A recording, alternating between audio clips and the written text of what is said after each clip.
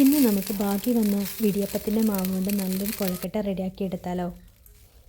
ഇത് ഒരു പ്രാവശ്യം കഴിച്ചാലേ നിങ്ങൾ വീണ്ടും വീണ്ടും ഉണ്ടാക്കുന്നുള്ള കാര്യം ഉറപ്പാണ് കേട്ടോ. അത്രക്കും ടേസ്റ്റാണ് ഈ കൊഴക്കട്ടക്ക്.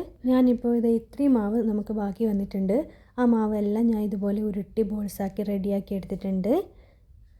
ഇനി ഇത് നമുക്ക് ഓരോന്നായിട്ട് തട്ടിൽ നിരത്തി വെച്ച് കൊടുക്കാം.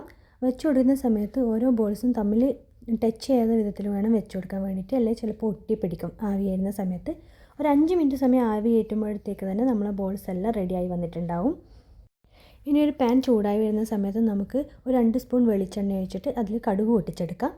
കടുക് പൊട്ടി വരുന്ന സമയത്ത് നമുക്ക് വറ്റൽമുളകും തേങ്ങയും ചേർത്ത് നന്നായി ഇളക്കി കൊടുക്കാം. ഇനി ഈ തേങ്ങ ഒന്ന് മൂത്ത് വരുന്ന സമയത്ത് നമ്മൾ ആവിയേറ്റി വെച്ചിരിക്കുന്ന കുഴക്കട്ടയെല്ലാം അതിലേക്ക് ചേർത്ത് കൊടുത്തിട്ട് നന്നായി ഒന്ന് മിക്സ് ചെയ്തെടുക്കാം. അതിൻ്റെ കൂടെ തന്നെ ഞാൻ കുറച്ച് കറിവേപ്പില കൂടി ചേർത്ത് കൊടുക്കുന്നുണ്ട് ഫ്ലേവറിന് വേണ്ടിയിട്ട്. നമ്മുടെ ടേസ്റ്റി ആയിട്ടുള്ള കുഴക്കട്ട റെഡിയായി കഴിഞ്ഞു. എല്ലാവരും ട്രൈ ചെയ്ത് നോക്കിയിട്ട് അഭിപ്രായം പറയണേ. എൻ്റെ റെസിപ്പിയും ചാനലും ഇഷ്ടപ്പെട്ടെങ്കിൽ എന്നെ സബ്സ്ക്രൈബ് ചെയ്ത് സപ്പോർട്ട് ചെയ്യാനും മറക്കരുതേ.